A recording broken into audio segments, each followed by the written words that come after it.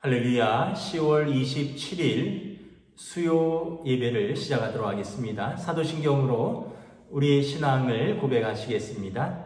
나는 전능하신 아버지 하나님 천지의 창조주를 믿습니다.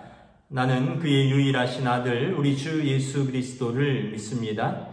그는 성령으로 잉태되어 동정녀 마리아에게서 나시고 본디오 빌라도에게 고난을 받아 십자가에 못 박혀 죽으시고 장사된 지 사흘 만에 죽은 자 가운데서 다시 살아나셨으며 하늘에 오르시어 전능하신 아버지 하나님 우편에 앉아 계시다가 거기로부터 살아있는 자와 죽은 자를 심판하러 오십니다. 나는 성령을 믿으며 거룩한 공교회와 성도의 교제와 죄를 용서받는 것과 몸의 부활과 영생을 믿습니다. 아멘. 찬송가 455장 찬양하시겠습니다. 찬송가 455장입니다.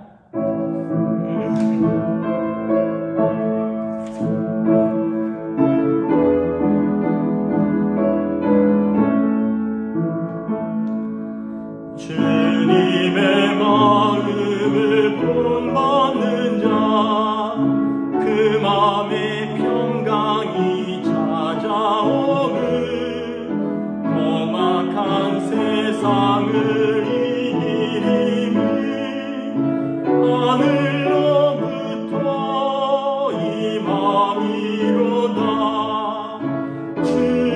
주님의 마음을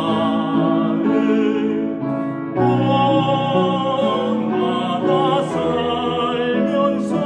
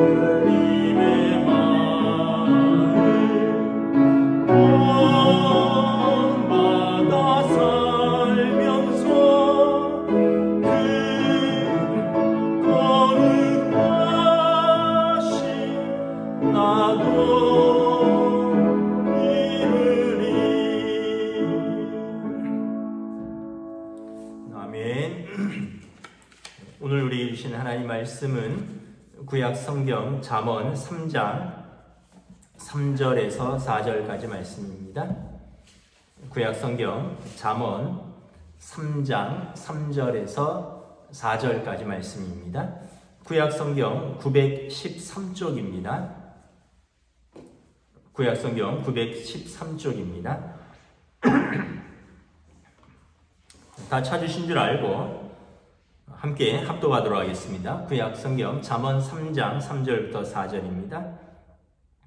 인자와 진리가 내게서 떠나지 말게 하고 그것을 내 목에 매며 내 마음판에 새기라.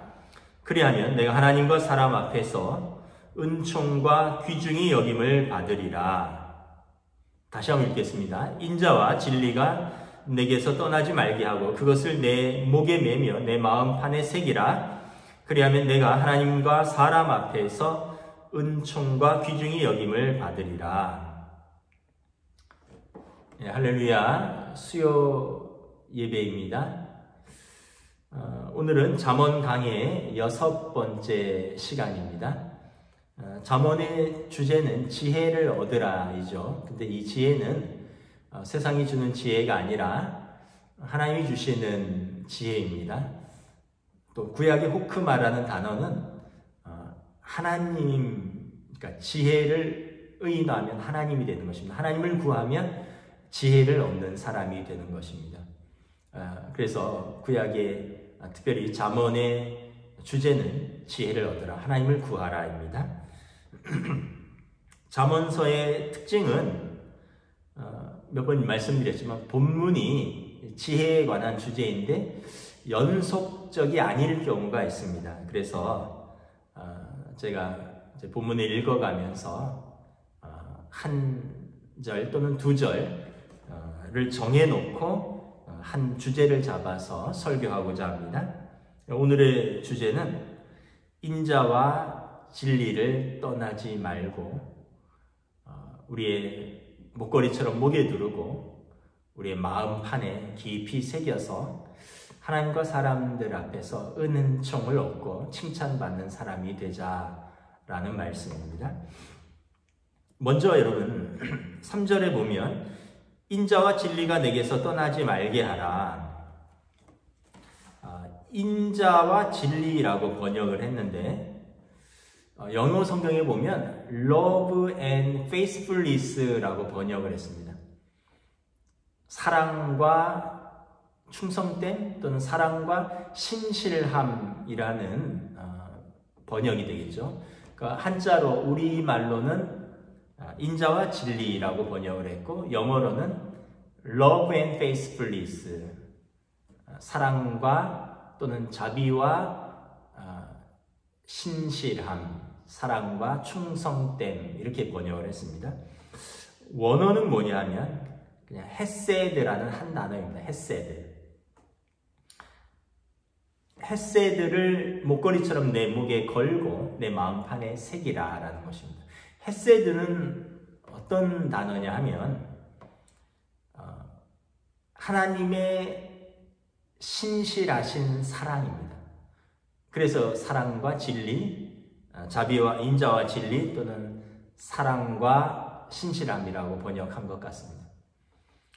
하나님의 신실하신 사랑인데 어떤 거냐면 언약에 기반한 하나님의 신실하십니다. 상황이나 조건에 따라서 변동되는 하나님의 사랑이 아니라 하나님이 언약하셨기 때문에 어떤 상황이나 어떤 조건에 따라서 변화되지 않는 그런 신실한 사랑을 말하는 것입니다.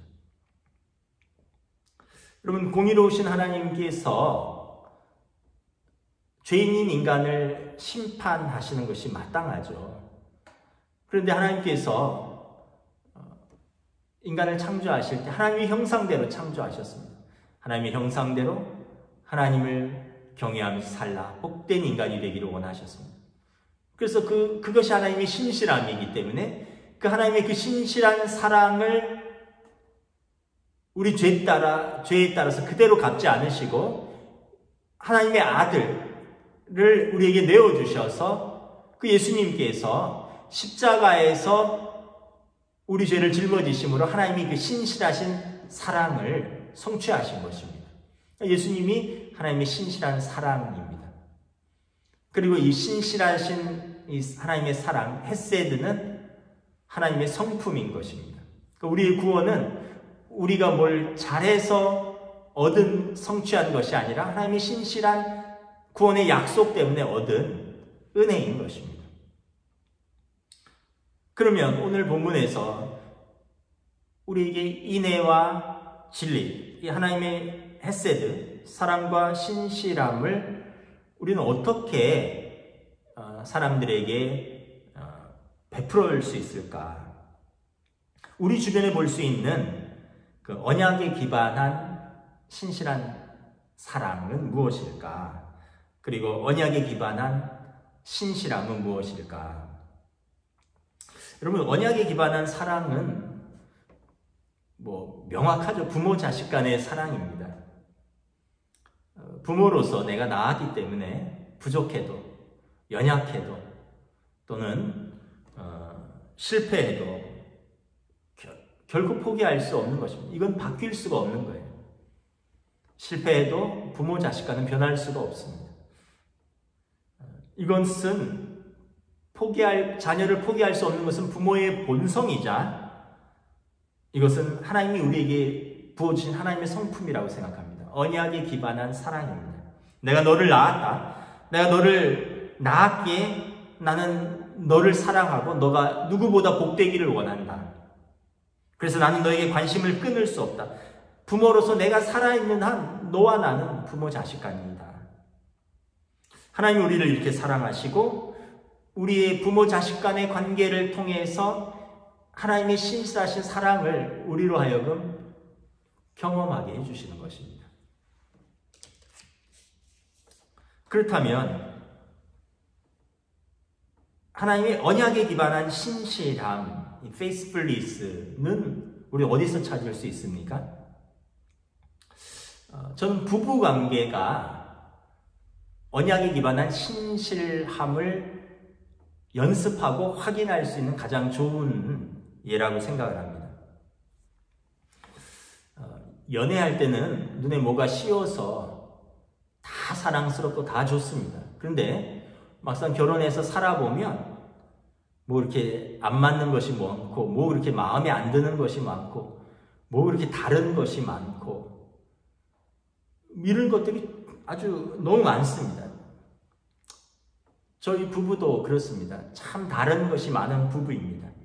서로 기질과 성향, 또 뭐 취미라든지 또 아이들을 키우는 교육관 이런 것들이 달라서 결혼 초반에는 정말 사사건건 부딪혔습니다. 갈등이 많았습니다. 서로 이해가 안 가고, 그런데 상대방을 나에게 맞추려고 하고, 또 그게 안 되니까 다투고 뭐 이랬던 것이죠.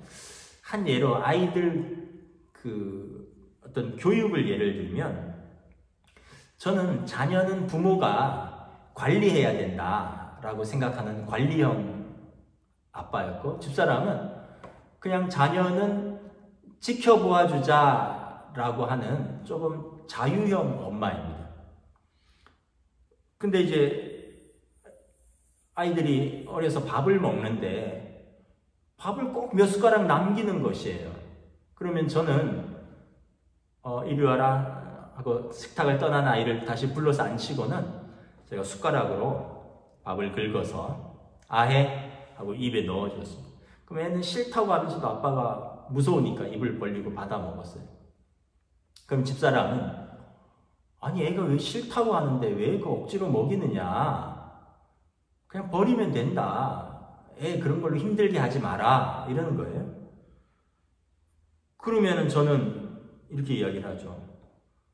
우리 때는 먹는 게 얼마나 귀했냐. 밥 한 숟가락도 귀했고, 또 그런 일도 없었지만 남기기라도 하면 아빠는 엄마한테 크게 혼났다. 우리는 밥 알갱이 한 알도 남기지 않고 싹싹 긁어서 먹었잖아요. 근데 요즘 아이들 보면 뭐 한두 숟가락 남기는 건 예사고요. 뭐 심지어 손도 안 대는 반찬도 있어요. 그래서 제가 그런 이야기를 하면 집사람이 아니 왜 30년 전 얘기를 하느냐, 그때랑 지금이랑 시대가 같으냐, 왜 애들에게 싫은 걸 강요해서 힘들게 하느냐? 그럼 저는 아니 애 교육하다가 지금 당신 나 교육하는 거냐고. 그러면서 언성이 높아지고 그러고는 밥 한 숟갈 애들 먹이는 것 때문에 막 싸우게 되더라고요. 그런 일이 몇 번 반복해 보다 보니까 나중에 싸우는 것도 귀찮고 또 저도 힘드니까 아이들 일어나면 긁어서 그냥 제가 먹어버려요. 뭐 건이가 남기면 제가 긁어서 먹고 혜인이가 남기면 제가 긁어서 먹고. 엄마들이 보통 그러잖아요. 주부들이 보통 그런다는데 저희 집은 긁어서 그냥 제가 다 먹습니다. 아이들이 남긴 거를. 국 남기면 거기다 제가 밥 말아서 마저 먹고. 그래야지 싸우지 않고 또 그냥 버리는 것은 또 제 마음이 편치 않으니까. 그런데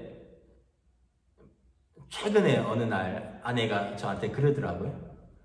아이고 이 녀석들이 이제 20살이 넘었는데 편식을 하네. 야채는 잘 안 먹고 김치는 손도 안 대네. 그러면서 이제 군대 가면 이렇게 지 먹고 싶은 것만 먹을 수 없을 텐데 걱정이다. 군대 가서 구박받을까 봐 걱정이다. 그러면서 그것도 그렇지만 또 영양 불균형이 문제네. 당신 말처럼 먹기 힘든 것도 좀 먹이기도 했어야 되는데 내가 잘못했나 봐. 이러는 거예요. 그래서 제가 속으로 거 봐라 내 말이 맞지. 그러면서 제 속으로 이렇게 다 쾌재를 불렀습니다. 근데 한편으로는 또 제가 생각을 해보면 저는 태어나서 지금까지 부모님에게 한 번도는 아니지만 대놓고 싫어요라고 거부 의사를 밝힌 적이 거의 없습니다. 부모님 말씀하시면 싫어도 이해하고 그러면서 했던 것 같아요. 억지로 하고 싫으면서도 하고 그러다 보니까 마음도 상하고. 그런데 우리 아이들을 보면 자기가 싫으면 싫어요라는 말을 아주 자연스럽게 하더라고요. 아빠 나 그거 싫어요. 안 할래요. 엄마 나 그거 싫어. 안 할래. 뭐 이러는 거예요. 그래서 제가 보니까 우리 아이들은 뭔가 좋으면 좋다 하고 싫으면 싫다 하는 걸 부모에게 분명하게 표현을 하니까 저도 뭘 시킬라 하다가도 이거 애가 제가 싫어하는 건데 에이 그럼 뭐 시키지 말자 이러면서 제가 이렇게 아이를 존중하는 마음이 생기더라고요. 그 문득 생각해 봤어요. 아이가 부모가 두려워서 자기 감정을 다 표현하지 못하는 아이가 건강한 아이일까? 아니면 너무 무례하지만 않다면 뭐 좋은 건 좋다 하고 싫은 건 싫다 하고 그래서 자기 감정과 자기 의사를 분명하게 부모에게 표현할 수 있는 아이가 건강한 아이이고 건강한 가정인가 생각을 해보았어요. 그렇게 생각해 보니까 우리 아이들이 그런 면에서는 건강한 아이들이더라고요. 뭐 편식하고 죽어도 누구는 김치는 안 먹겠다 그러고 죽어도 누구는 계란은 냄새나서 안 먹겠다 그러고 죽어도 누구는 뭐 과일은 안 먹겠다 뭐 이런 아이도 있는데 뭐 그건 지 취향이고 그걸 혼내가면서까지 먹였더라면 모르겠어요. 뭐 편식은 줄어들었을지 모르겠지만 아이가 부모에게 지금처럼 아빠 나 그거 좋아요. 아빠 나 그거 싫어요. 자연스럽게 자기 감정을 자기 의견을 표현할 수 있었을까. 그런 걸 생각해보니까 아내가 맞았네. 그러니까 이제 한 24년 정도 같이 살다 보니까 집사람은 아이고 당신이 맞았네 하고 제 의견에 동의해주고 저도 돌아보니까 아니 아내가 맞았네 이 부분에 대해서 이렇게 동의하는 부분들이 생기는 거죠. 예전에는 내가 맞는데 저 사람 틀렸는데 근데 이제는 이렇게 길게 살다 보니까 당신이 그때 틀렸다고 생각한 게 당신이 옳았네 라고 서로 인정하는 순간이 온다는 것이죠. 이제 우리 부부도 이제 서로 뭘 바꾸려고 하거나 서로에게 뭘 강요하지 않습니다. 이제는 서로 뭘 좋아하고 뭘 싫어하는지 서로에 대해서 잘 압니다. 그래서 당신 싫어하는 거 내가 강요해서 당신이 힘들어 한다면 그거 내가 강요하지 않겠다. 그리고 당신도 내가 뭘 싫어하는지 아니까 그거를 강요하지 않았으면 좋겠다. 말은 안 했지만 서로 암묵적으로 그런 합의가 되어 있어요. 그래서 우리가 때로는 개인적으로 너무 다르지만 또는 개인적으로 너무 맞지 않지만 결혼이라는 언약 때문에 서로 싫은 것도 참고 서로 다른 것도 수용하고 받아주는 것을 연습하고 이제 그것이 이제 삶의 일부가 된 것입니다. 저는 이것이 언약에 기반한 신실함의 한 예라고 생각합니다. 부부를 막 서로 바꾸거나 강요하거나 압박하지 않는 것입니다. 서로가 서로를 자유하게, 서로가 서로를 자신이 될 수 있도록 도와주는 거예요. 저 사람을 바꿔서 내 뜻대로 만들고, 이거는 여러분 그 사람을 그 사람대로 살 수 있도록 도와주는 게 아닌 거죠. 저는 그래서 이렇게 언약에 기반한 사랑은 부모 자식 관계고, 언약에 기반한 신실함은 이 부부 관계에서 잘 찾아볼 수 있다고 생각을 합니다. 여러분, 그렇다면 이렇게 언약에 기반한 사랑과 신실함을 우리 이웃에 적용한다면 여러분 어떻게 될까요? 누가복음 10장에 예수님께서 선한 사마리아인의 비유에서 말씀하셨습니다. 어떤 사람이 예루살렘에서 여리고로 내려가다가 강도를 만났어요. 그래서 맞아서 거반 죽게 되었고 모든 소유물을 빼앗고 길에 버려졌습니다. 한 제사장이 지나가다가 그 사람을 보고는 그냥 지나쳤습니다. 한 레위인이 지나가다가 그 사람을 보고도 그냥 지나쳐서 내려갔습니다.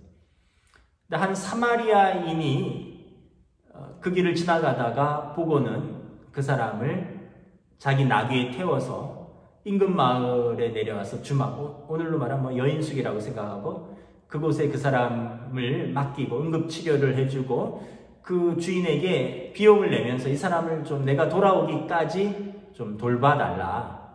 그러면서 돈을 냈습니다. 그리고 비용이 더 들면 내가 돌아오는 길에 더 지불하겠다. 그 대신에 이 사람을 좀 돌봐달라.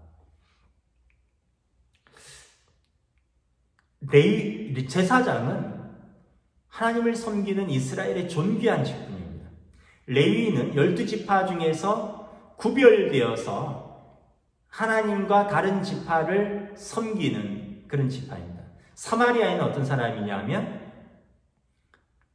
아시리아의 그 강점기 때, 우리로 말하면 일제강점기입니다. 그때 아시리아의 점령군들에게 강제로 피가 섞인 혼혈인들입니다.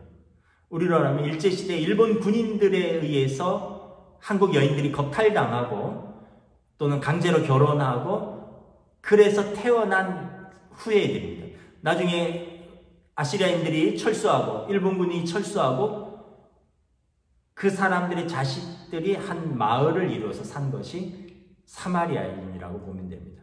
그러니까 얼마나 유대인들이 볼 때 유대인들은 순혈주의거든요.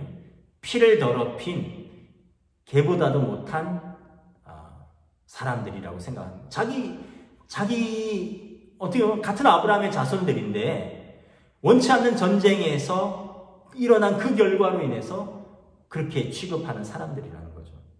근데 그 사마리아인은 제사장과 레위인과 다르게 이 강도 만난 사람을 돌봐 주었다는 것입니다. 저도 처음에는 이 비유를 읽으면서 제사장과 레위인에게 분노했습니다. 어떻게 이럴 수가 있느냐. 그런데 제가 신학교에 들어와서 신학을 공부하다 보면서 구약성경을 공부하다 보니까 제사장과 레위인의 입장이 어느 정도 이해가 갔어요. 제사장은 부정한 것에 접촉하면 그 부정한 것이 정해질 때까지 제사장이 직무에 참여할 수가 없습니다. 이것이 구약 레위기 정결법입니다. 최소 7일입니다.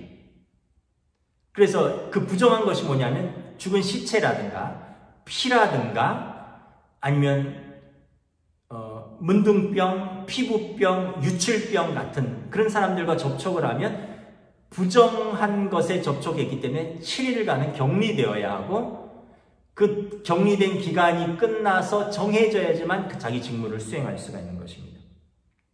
오늘로 말하면 목사가 이제 설교하러 가는데 길에서 예를 들면 어떤 사람이 쓰러져 있는 것을 봤어요. 그런데 정상적인 경우라면 내려서 그 사람을 뭐 깨우기라도 해야 되고 또는 심장박동 심장 압박술로 해서 심폐소생술도 해보고 그러면서 전화를 걸어서 119에 신고하고 경찰이 오기까지 기다렸고 그렇게 해서 수습하고 가야겠죠. 그런데 내가 예배 시간이 코앞이에요. 내가 가서 예배를 인도하고 내가 설교를 해야 되는데 저 사람을 내려서 이렇게 뭐 심폐소생술하고 119 부르고 경찰 오기까지 기다리다 보면 내가 목사로서 직무를 수행할 수 없는 겁니다. 그래서 순간적으로 내 다음 사람이 보고 하겠지 하고 나는 차로 쉥 지나쳤어요. 이게 그 한 레위인이 한 제사장이 그 강도 만난 사람을 지나친 것입니다. 또 레위인이 또 강도 만난 사람을 지나쳤잖아요. 레위인은 오늘로 말하면 예수 믿는 그리스도인이라고 보시면 됩니다. 레위인들도 반차를 따라서 성전을 섬기게 되어 있습니다. 반차를 따른다는 것은 뭐냐면 레위 지파의 형제들 그 족보대로 조를 짜서 어떤 사람은 어떤 주에 그 성가대를 섬겨야 되고요. 어떤 사람은 어떤 주에 번제단을 청소하는 일을 섬겨야 되고 제물을 잡고 제물의 피를 닦고 죄를 치우는 그런 일들을 해야 되고 어떤 사람은 성전을 청소하는 일들을 해야 됩니다. 조를 짜서 이걸 순번대로 해야 돼요. 우리로 말하면 어떤 분은 성가대야 돼요. 어떤 분은 교사하고 어떤 분은 주방봉사하고 뭐 그런 겁니다. 그런데 레위인도 율법에 따르면 부정한 것에 접촉하면 아까도 말했듯이 죽은 시체라든지 어떤 유출병 환자의 피라든지 피부병자의 그런 피부병 같은 것에 접촉하면 이 사람도 격리해야 됩니다. 부정한 것으로부터 정해질 때까지 최소 7일간 격리해야 되고 7일 이후에도 정결하지 않았다고 판단되면 다시 7일간 격리해야 되는 거죠. 그렇게 되면 그 레위인의 직무를 수행할 수 없게 되고 그러면 그 사람과 함께 일하는 그 조가 그 사람의 부담을 온전히 짊어져야 되는 것입니다. 우리로 말하면 주방봉사조가 있는데 그 조에서 한 명이 빠지면 다른 분들이 그 주방봉사를 더 책임을 맡아서 수행하는 거죠. 교회 교사가 빠져버리면 그 반을 누군가가 다른 분이 부장이나 뭐 교역자가 책임을 져야 하듯이 뭐 이런 식으로 성가대에서 뭐 내가 빠지면 누군가가 내 뭐 테너 부분을 책임지든지 누군가 내 엘토 부분을 더 크게 소리를 내야 되는 것입니다. 그러면 이제 다른 분들에게 부담을 주는 거죠. 그래서 나도 가서 다른 사람한테 피해 안 주고 내 일을 해야겠지. 저 사람은 누군가 돌봐주겠지 하고 길에 쓰러져 있는 사람을 그냥 주일날 예배 가는 길에 차 타고 슝 지나간 것입니다. 예수님께서 이 비유를 말씀하시면서 질문하십니다. 이 세 사람 중에 누가 강도 만난 자의 이웃이 되겠느냐? 답은 너무나 자명하죠. 제사장도 아니고 레위인도 아니고 자비를 베푼 자입니다. 예수님께서 말씀하십니다. 너희도 가서 이와 같이 하라. 저는 혹시 이 시대에 세상이 우리를 볼 때 정말 예수 믿는 우리를 자기들의 이웃이라고 생각할까? 예수 믿는 사람의 사랑, 예수 믿는 사랑의 그런 진실됨을 사람들이 인정할까? 아니면 그냥 차가운 종교인으로서 자기 만족에 종교 생활하는 그냥 한 종교인으로 치부할까? 심히 염려됩니다. 하도 화제를 해서 제가 오징어 게임이라는 그 넷플릭스 드라마를 9편인가 8편인가인데 다 한번 보았습니다. 재밌게도 보기도 하고 그랬는데 거기 보면 기독교인을 작가인지 감독이 참 부정적으로 묘사하는 부분이 있어서 씁쓸했어요. 한 3부분 정도 제가 생각이 나는데, 제일 첫 부분에 주인공이 사채업자한테 잡혀서 돈 갚으라고 두들겨 맞고 신체 포기각서를 쓰고, 그리고 지하철역에서 힘없이 앉아있는데 한 말끔하게 차려입은 신사가 그 옆에 앉습니다. 그리고는 선생님 하는데 주인공이 이야기를 들어보지도 않고 대뜸 뭐라고 하는지 아세요? 아, 나 예수 안 믿어요. 우리 집안 대대로 불교예요. 예수 안 믿으니까 제발 좀 귀찮게 하지 마세요. 그러니까 그런 지하철이나 길에서 전도하는 그런 사람들을 굉장히 부정적으로 묘사했더라고요. 또 두 번째는 그 오징어 게임 중에 보면 그 456명 중에 참가자 중에 목사도 한 명 있어요. 이 사람도 무슨 범죄를 저지르고 하여튼 삶에 희망이 없어서 그 돈 벌려고 거기에 목숨 걸고 들어온 사람이에요. 근데 그 오징어 게임이라는 게 뭐 몇 가지 게임을 해서 지면은 그 자리에서 죽는 게임입니다. 그래서 이게 말 그대로 서바이벌이에요. 그냥 지고 탈락하는 게 아니라 진 사람은 그냥 현장에서 죽여버리는 거죠. 이 사람이 제가 알기로는 게임 중반 정도까지 살아남았어요. 근데 참 민망한 건 이 사람이 게임에서 살아남을 때마다 큰 소리로 하나님한테 감사기도 합니다. 하나님 정말 감사합니다. 하나님의 은혜로 살았습니다.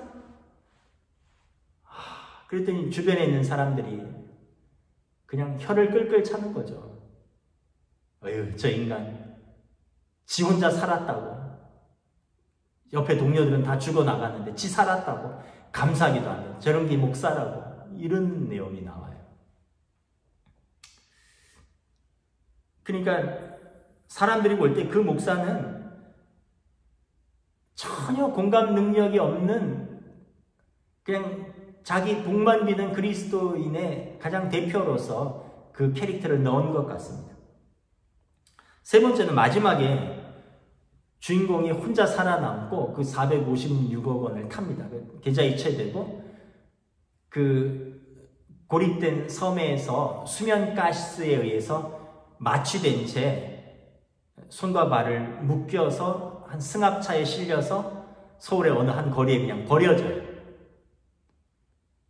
그러니까 이제 그 주인공이 이제 차에서 탁 버려지면서 정신이 들죠.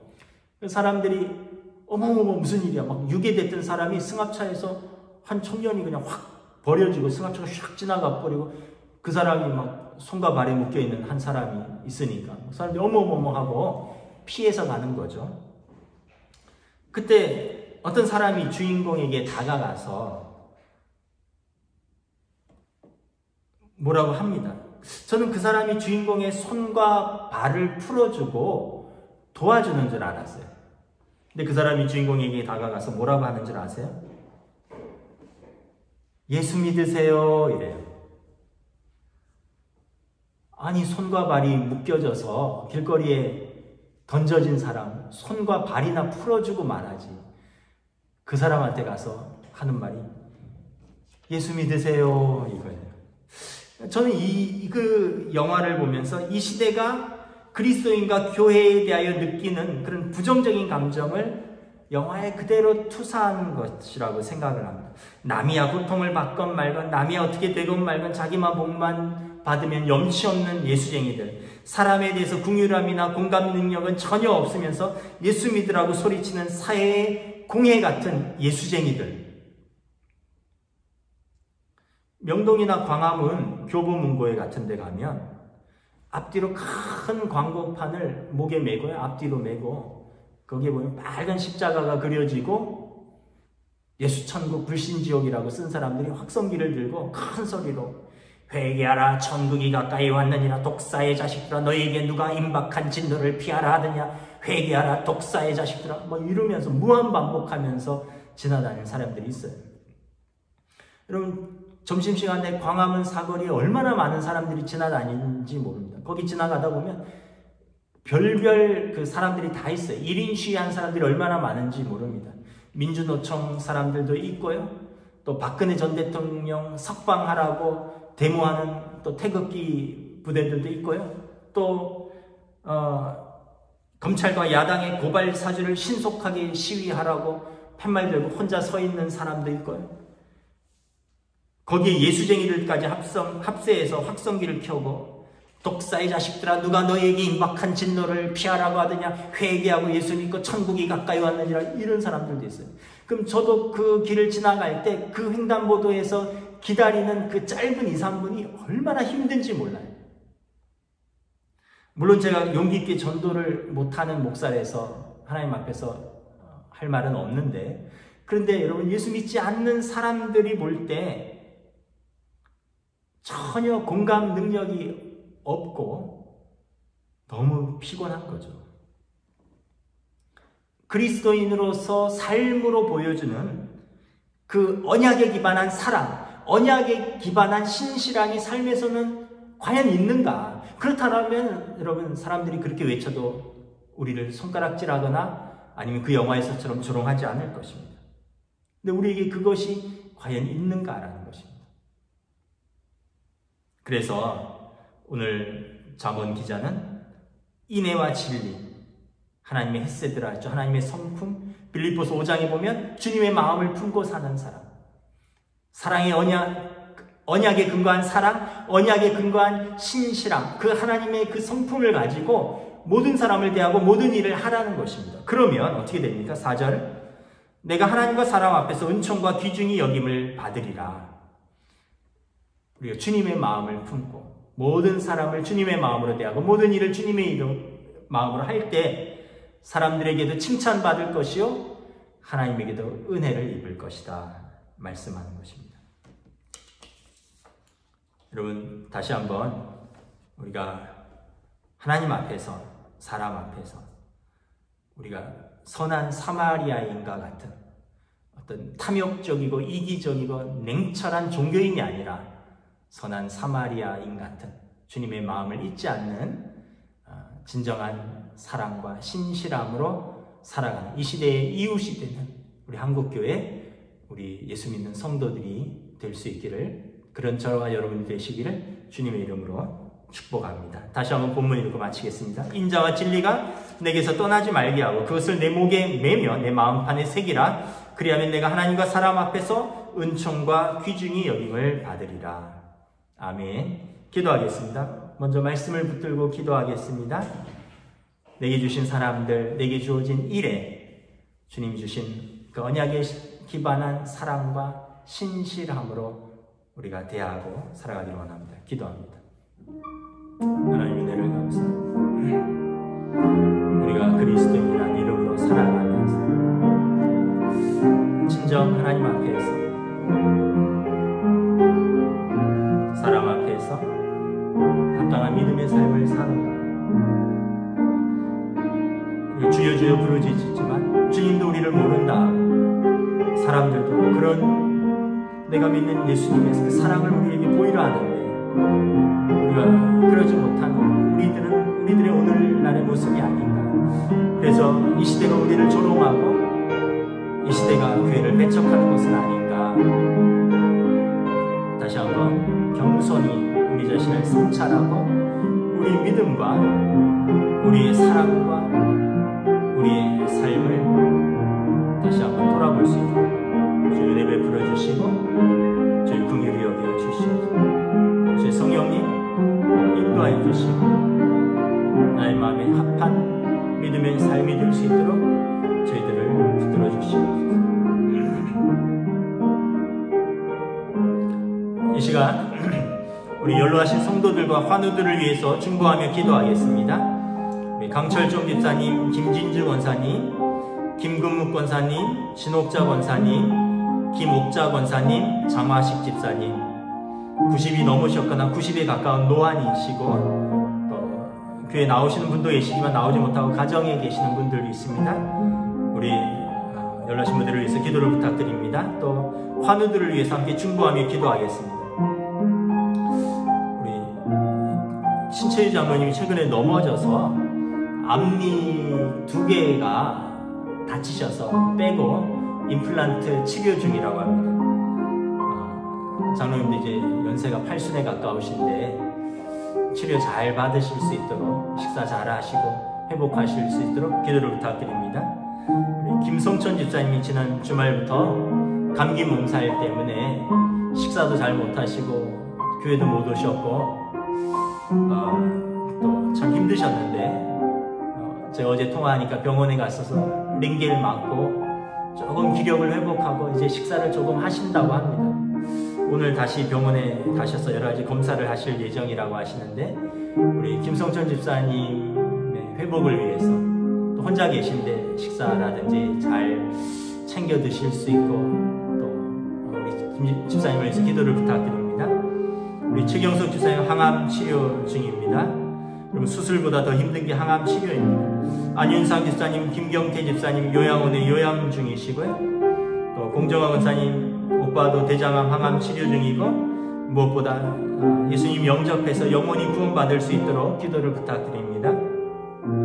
사영희 권사님 허리 디스크 무릎 관절로 인해서 재활 치료 중에 있고, 또 이혜정 권사님도 급속한 체중 감소로 또 기력이 없고 또 하나님의 은혜를 구하고 있습니다. 우리 신정자 권사님도 최근에 위에 탈이 나서 또 식사 잘 못하시고, 그래서 지난 월요일에 또 종합검사를 받으셨습니다.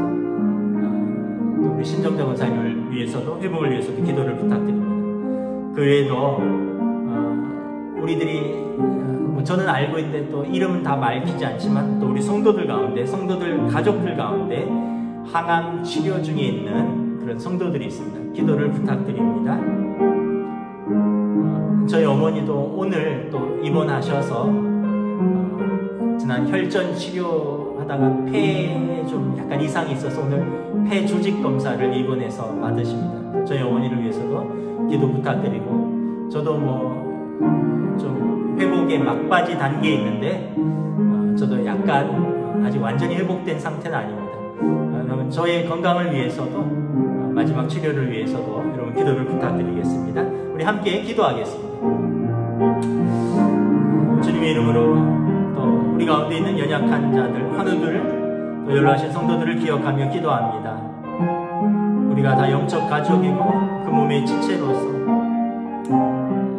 한 분이 편찮으시면 그분만 편찮은 것이 아니라 우리도 마음이 불편하고 상하고 어렵고 또 아픕니다. 또 그것이 내 자신이 될 수도 있고, 또 우리 가족이 될 수도 있고, 또 우리 성도들이 될 수도 있고, 그러기에 우리는 그리스도 안에 영적 가족으로서 주님의 이름을 부르며 병이 낫기를 주의 이름을 부르며 기도합니다. 주여 은혜 베풀어 주시옵소서. 주여 치유의 하나님, 우리를 고쳐주시옵소서. 우리가 강건한 몸으로 회복되어 마음껏 하나님 앞에 예배하고, 마음껏 일하고, 마음껏 가족들을 돌보고, 마음껏 하나님께 찬양할 수 있도록 연약한 성도들, 가족들을 주님 돌보아 주시고, 연로하신 성도들은 그 노년을 주님 주시는 평안과 하나님 나라의 소망으로 살아갈 수 있도록 주여 인도하여 주시옵소서. 우리 이 시간 마지막 동원교회 공동체를 위해서 기도하겠습니다. 코로나 시대에 위드 코로나로 11월부터 전환될 것 같습니다. 이제 청소년들도 백신 접종을 시작합니다. 큰 부작용 없이 잘 이겨낼 수 있고, 또 큰 혼란 없이 위드 코로나가 잘 정착될 수 있도록 하나님 은혜 베풀어 주시고, 또 대학 진학을 위해서 기도하는 고3 수험생이고요, 군입대를 위해서 준비하는 청년들이 있습니다. 또 코로나 시대에 새롭게 취업과 새롭게 사업을 준비하는 성도들도 있습니다. 코로나 시대에 이제 모든 것이 회복될 텐데, 예배의 회복을 위해서, 교회의 회복을 위해서 또 함께 기도하기를 원합니다.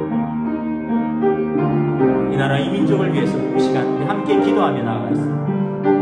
하나님 은혜를 감사합니다. 참으로 근 2년 전에 시작된 코로나로 인하여 예상치 못했던 우리의 어려움, 또 이렇게 길게까지 예상치 못했던 우리 일상의 제한들, 그로 인한 어려움들, 주여 이제 긍휼히 여겨주시옵소서. 주여 이제 회복케 하여 주시옵소서. 청소년들까지 백신 접종을 시작하고 온 국민이 75 이상이 백신 접종을 완료하고 이제 11월부터 단계적인 위드 코로나로 전환할 때 조심스럽게 우리 일상을 재개할 때 함께 모여서 예배드리고 또 함께 식사를 하고 함께 직장을 다니고 함께 학교를 다닐 때 우리가 예상했던 어려움들이 우리에게 닥쳐지지 않고 지혜롭게 관리될 수 있도록 하나님 은혜 베풀어 주시고 회복시켜 주시옵소서. 또 이 와중에서 또 대학 진학을 준비하는 우리 고3 수험생이 있습니다. 지혜와 명철을 더하여 주시옵소서. 그의 갈등기를 인도하여 주시옵소서. 또 군입대를 준비하는 청년들이 있습니다. 하나님께서 건강과 저들의 길을 선하게 인도하여 주시옵소서. 또 새롭게 직장을 구하고 새롭게 사업을 시작하는 사랑하는 성도들이 있습니다. 주님, 닫힌 문들을 새롭게 열어주시고 모든 것이 합력하여 손을 이루어 하나님의 백성들을 주님 그 길을 열어주시고 선하게 인도하여 주시옵소서. 하나님의 교회도 회복되고 예배가 회복되고 우리의 영이 회복되고 우리의 삶이 회복될 수 있도록 하나님 은혜 베풀어 주시옵소서. 주님의 은혜를 감사합니다. 오늘 우리가 잠언 말씀을 자비와 진리, 사랑과 신실함, 하나님의 성품에 근거한 그러한 삶을 산다면, 그것을 우리 목걸이처럼 우리 목에 두르고 우리 마음판에 새긴다면 하나님 앞에 은총을 얻을 것이요 사람에게 칭찬받을 것이라. 참된 그리스도인으로서 이 시대의 빛과 소금의 삶을 살아가는, 우리가 명목적인 어떤 냉혈한 종교인이 아니라 따뜻한 이 시대의 이웃이 되는 하나님의 사랑을 증거하는 그리스도인이 되기를 원합니다. 주여, 우리의 마음을 새롭게 하여 주시고 우리의 삶을 성령님 이끌어 주시고 우리는 말씀에 반응하고 조금씩이라도 순종하여 이 시대에 우리의 예수 믿는 사람의 진정성을, 예수님이 어떠한 분이시라는 걸, 하나님의 사랑이 어떠하시다는 것을 우리를 통해서 증거할 수 있기를 원합니다. 또한 이 시간 연약한 성도들, 연로하신 성도들, 환우들을 위하여 함께 기도했습니다. 하나님 긍휼히 여겨주시고 치료하여 주시고, 또한 코로나19로 인하여 경제적으로 또 사회적으로 여러 가지로 고통받고 또 새로운 기회를 준비하고 있는 우리 모든 성도들 한 사람 한 사람 주님 기억하여 주시고 각자의 처지에서 삶의 자리에서 주님 저들을 붙들어 주시고 놓지 말아 주시고 하나님 아버지께서 하나님의 자녀들을 돌보아 주시고 개입하여 주시고 축복하여 주시옵소서. 감사를 드리오며 우리 예배를 기뻐 받아주신 하나님께 감사 찬양 드리오며 우리 주 예수 그리스도 이름으로 기도드리옵나이다. 아멘. 이제는 우리 주 예수 그리스도의 은혜와 하나님 아버지의 사랑하심과 성령님의 신실하심, 교제하심, 인도하심이 오늘 수요 예배에 함께 말씀을 듣고 함께 기도하며 말씀에 순종하며 살아가기로 다짐하는 사랑하는 주의 백성들 머리 위에 지금으로부터 영원토록 함께 계시기를 간절히 축원하옵나이다. 아멘.